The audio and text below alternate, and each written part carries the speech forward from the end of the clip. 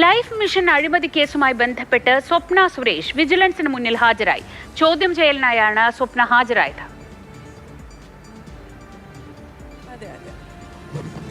കേസൊന്നുമല്ല, പഴയ കേസാണ്.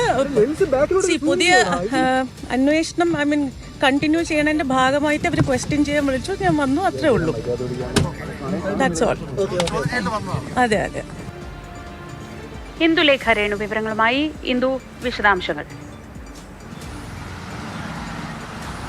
Sreeja, life mission കേസുമായി ബന്ധപ്പെട്ടാണ് വിജിലൻസ് ഇപ്പോൾ സ്വപ്ന സുരേഷിനെ ചോദ്യം ചെയ്തിരിക്കുന്നത്. രാവിലെ ഏകദേശം 11 മണിയോടുകൂടി തന്നെ അവരിവിടെ ചോദ്യം ചെയ്യലിനായി എത്തിയതാണ്. ഏകദേശം കുറച്ചൊരു 5 മിനിറ്റ് മുൻപ് മാത്രമാണ് അവർ പുറത്തേക്ക് ഇറങ്ങിയത്. അപ്പോൾ ഏകദേശം 3 മണിക്കൂറോളം നീണ്ടു നിന്നിട്ടുണ്ട് ഈ ചോദ്യം ചെയ്യൽ. പുറത്തേക്ക് ഇറങ്ങിയപ്പോൾ കൂടുതലൊന്നും അവർ പ്രതികരിക്കാൻ തയ്യാറായിരുന്നില്ല. എന്തിനാണ് വന്നത്, എന്താണ് വിശദാംശങ്ങളെന്ന് തിരക്കിയപ്പോൾ പഴയ കേസ് തന്നെയാണ്, അതുമായി ബന്ധപ്പെട്ട് ചോദ്യം ചെയ്യലിനായി ഹാജരാക്കണമെന്ന് അറിയിച്ചിരുന്നു, അതുകൊണ്ടാണ് വന്നത് എന്നാണ് അവർ പറഞ്ഞത്. മറ്റു വിശദാംശങ്ങളൊന്നും തന്നെ അവർ നമ്മളോട് പങ്കുവച്ചിരുന്നില്ല. എങ്കിലും ലൈഫ് മിഷനുമായി ബന്ധപ്പെട്ട പഴയ കേസിന്റെ ബാക്കി പത്രം എന്നോണമാണ് ഈ ഒരു ചോദ്യം ചെയ്യൽ നടത്തിയിരിക്കുന്നത് എന്നാണ് ശ്രീജ മനസ്സിലാക്കുന്നത്. ശരി, ഇന്ദുലേഖ രേണുവാണ് വിവരങ്ങൾ നൽകിയത് തിരുവനന്തപുരത്ത്.